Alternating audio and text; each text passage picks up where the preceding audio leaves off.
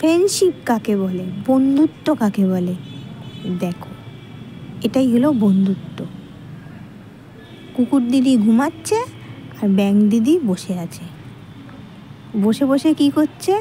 ব্যাঙ দিদি বসে বসে মশা খাচ্ছে।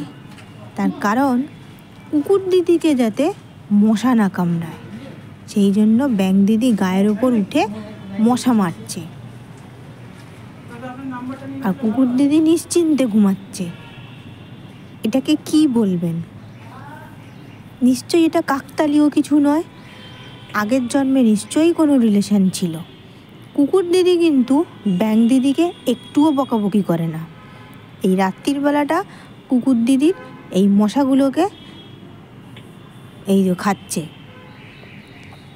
উনি ওই চটের ওপর উঠে বসে থাকেন, কুকুর দিদির গায়ে যত মশা কামড়ায় আর ব্যাঙগুলো সব ব্যাঙ দিদি বসে বসে খাওয়া দাওয়া করে। এদিকে ব্যাঙ দিদির খাওয়া হয়ে যাচ্ছে আর কুকুর দিদি আরামে ঘুমাতে পারছে। পিছনে বসে আছে, পিছনে মশাগুলো কামড়াচ্ছে, ওই জন্য পিছনে নিশ্চিন্তে ঘুমাচ্ছে। আর এদিকে ব্যাঙ দিদির অবস্থা দেখুন, ওই যে চটের ওপর উঠে পড়েছে।